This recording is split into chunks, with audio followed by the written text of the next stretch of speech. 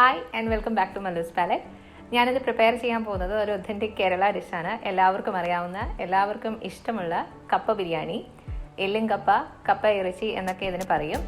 ഇന്നത്തെ പ്രിപ്പറേഷൻ്റെ പ്രത്യേകത എന്ന് വെച്ചാൽ തേങ്ങ വറുത്തരച്ചിട്ടുള്ള സ്റ്റൈൽ പ്രിപ്പറേഷനാണ് ഞാൻ കാണിക്കുന്നത്. അപ്പോൾ കപ്പ ബിരിയാണി എങ്ങനെയാണ് പ്രിപ്പയർ ചെയ്യുന്നതെന്ന് നമുക്ക് നോക്കാം. കപ്പ ബിരിയാണി തയ്യാറാക്കാനായിട്ട് 2 കിലോ പച്ചക്കപ്പയാണ് ഞാൻ യൂസ് ചെയ്യുന്നത്. കപ്പ കുറച്ച് വലിയ സൈസിൽ വേണം മുറിച്ചെടുക്കാനായിട്ട്. ആദ്യമേ നമുക്ക് കപ്പയൊന്ന് വേവിച്ചെടുക്കാം. ആവശ്യത്തിന് വെള്ളം വെച്ച് പാകത്തിന് ഉപ്പിട്ട് വേണം കപ്പ വേവിച്ചെടുക്കാനായിട്ട്.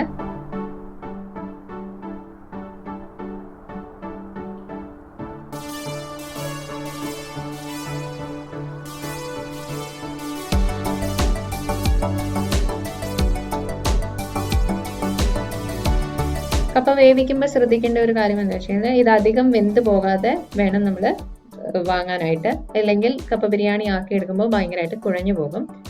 അപ്പോൾ പീസസ് എല്ലാം അതേപോലെ ഇരിക്കുന്ന രീതിയിൽ കപ്പ വേവിച്ച് മാറ്റുക. ഇനി നമുക്ക് ഇതിനാവശ്യമായ ഇറച്ചി തയ്യാറാക്കിയെടുക്കാം. 2 കിലോ കപ്പയ്ക്ക് 1 കിലോ ഇറച്ചിയാണ് ഞാൻ യൂസ് ചെയ്യുന്നത്. ഇറച്ചിയും കുറച്ച് വലിയ സൈസിൽ വേണം മുറിച്ചെടുക്കാനായിട്ട്. ആദ്യമേ ഒരു കുക്കർ ചൂടാക്കി അതിലേക്ക് ഏകദേശം 4 ടേബിൾ സ്പൂണോളം വെളിച്ചെണ്ണ ആഡ് ചെയ്യുക.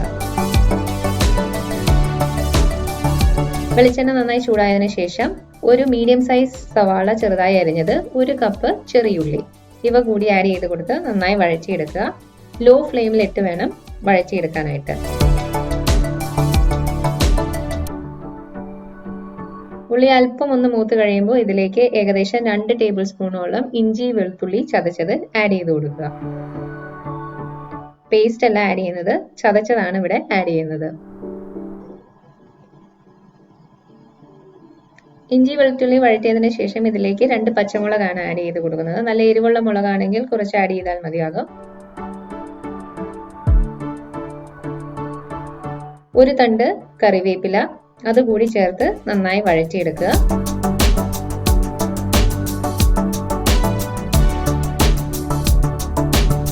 മുക്കാൽ ടേബിൾ സ്പൂൺ മുളക് പൊടി, 2 ടേബിൾ സ്പൂൺ മല്ലിപ്പൊടി ഇവ ചേർത്ത് നന്നായി യോജിപ്പിക്കുക. മല്ലിയുടെ മുളകിന്റെ പച്ചമണം പോകുന്നത് വരെ നന്നായി ഒന്ന് വഴറ്റി കൊടുക്കണം.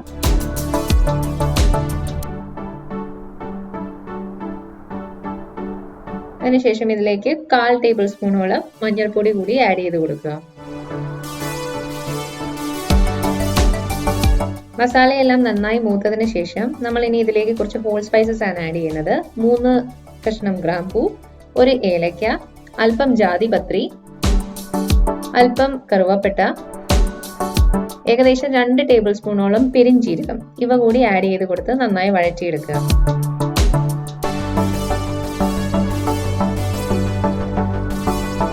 നന്നായി ഇളക്കി യോജിപ്പിച്ചതിന് ശേഷം ഇതിലേക്ക് നമ്മൾ കഴുകി വെച്ചിരിക്കുന്ന ഇറച്ചി ആഡ് ചെയ്ത് കൊടുക്കുകയാണ്.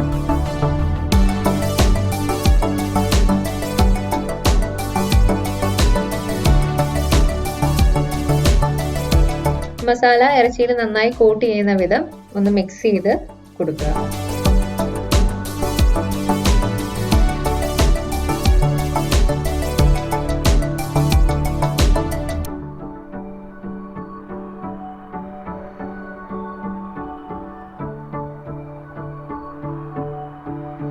എല്ലായിടത്തും മസാല ആകുന്ന രീതിയിൽ മിക്സ് ചെയ്തതിന് ശേഷം ഇതിലേക്ക് 1/2 ടേബിൾ സ്പൂൺ ഗരം മസാല അല്ലെങ്കിൽ നമ്മുടെ ഇറച്ചി മസാല ആഡ് ചെയ്ത് കൊടുത്താലും മതിയാകും. ഇറച്ചി മസാല ഇല്ലാത്തവർ ഗരം മസാല ആഡ് ചെയ്താലും മതി. അതുകൂടി നന്നായി ഒന്ന് യോജിപ്പിക്കുക.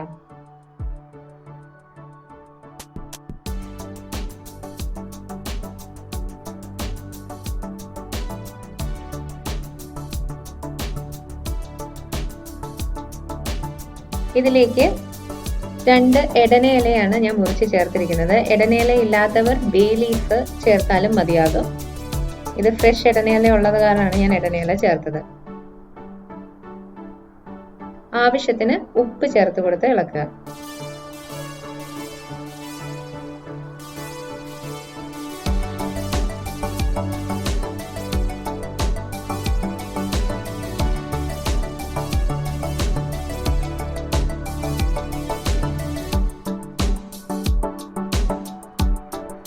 അതിനുശേഷം ഏകദേശം 1 കപ്പോളം വെള്ളമാണ് നമ്മൾ ആഡ് ചെയ്യുന്നത്. ഇത് നോർമൽ വെള്ളമാണ് ആഡ് ചെയ്യുന്നത്, ചൂടുവെള്ളം ഒന്നുമല്ല, നോർമൽ വെള്ളം ആഡ് ചെയ്ത് നന്നായി യോജിപ്പിച്ചതിന് ശേഷം അടച്ചു വെച്ച് ഏകദേശം 3 തൊട്ട് 4 വിസിൽ വരെ വേവിക്കേണ്ടതാണ്.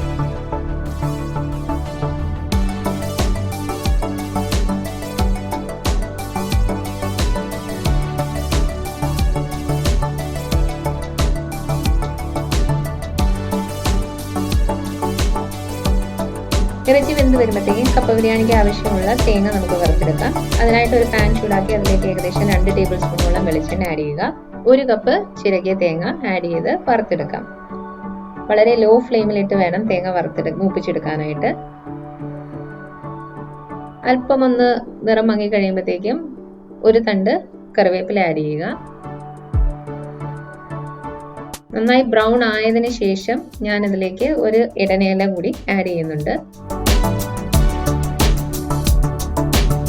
അല്പം പെരിഞ്ജീരകം, 1 ഏലക്ക, കുറച്ച് കറുവപ്പട്ട ഇവ കൂടി ആഡ് ചെയ്ത് കൊടുത്ത് നമ്മൾ നന്നായി മിക്സ് ചെയ്തെടുക്കുകയാണ്, മൂപ്പിച്ചെടുക്കുക. അത് തണുത്തതിന് ശേഷം ഒന്ന് ചതച്ചെടുത്താൽ മതിയാവും. നല്ല ഫൈൻ പേസ്റ്റ് ആകേണ്ട കാര്യമില്ല, ചെറുതായി ഒന്ന് ചതച്ച് ഒതുക്കിയെടുത്താൽ മതിയാവും തേങ്ങ. ഏകദേശം ഈ ഒരു ടെക്സ്ചർ ആയിരിക്കണം, ഡ്രൈ ആയിട്ട് ചട്നി പരുവത്തിലിരിക്കണം. അതിനുശേഷം വലിയൊരു പാൻ ചൂടാക്കി നമ്മുടെ വേവിച്ചു വെച്ചിരിക്കുന്ന ഇറച്ചി ആദ്യമേ അതിലേക്ക് ആഡ് ചെയ്യുക. അതിൻ്റെ മുകളിലായിട്ട് കപ്പ ആഡ് ചെയ്ത് കൊടുക്കുക. അതിലേക്ക് നമ്മൾ ഇപ്പോൾ തയ്യാറാക്കിയ തേങ്ങ വറുത്തരച്ച മിക്സ് കൂടി ചേർക്കുക. ഒരല്പം വെള്ളമൊഴിച്ച് ആ തേങ്ങയുടെ മിക്സ് മുഴുവൻ നമുക്ക് ഈ ലെയറിലേക്ക് ആഡ് ചെയ്യാവുന്നതാണ്. അതിനുശേഷം അടച്ചു വെച്ച് 10 തൊട്ട് 15 മിനിറ്റ് വരെ വേവിക്കുക.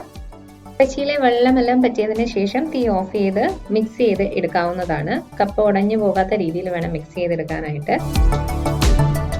ആവശ്യമെങ്കിൽ അല്പം കറിവേപ്പില കൂടി ചേർത്ത് നമുക്ക് ഇളക്കി എടുക്കാവുന്നതാണ്. വളരെ ടേസ്റ്റി ആയിട്ടുള്ള ഒരു പ്രിപ്പറേഷൻ ആണിത്. തേങ്ങ വറുത്തരച്ച് ചേർക്കുന്നത് ഒരു പ്രത്യേക സ്വാദ് തന്നെയാണ്. അപ്പോൾ നമ്മുടെ കപ്പ ബിരിയാണി തയ്യാറായി കഴിഞ്ഞു.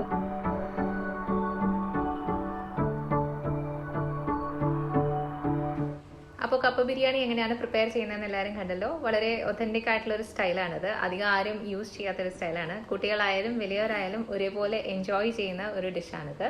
അപ്പോൾ എന്തായാലും ട്രൈ ചെയ്ത് നോക്കുക. നിങ്ങളുടെ അഭിപ്രായങ്ങൾ കമൻസിലൂടെ എന്നെ അറിയിക്കുകയും ചെയ്യുക. Bye and thanks for watching.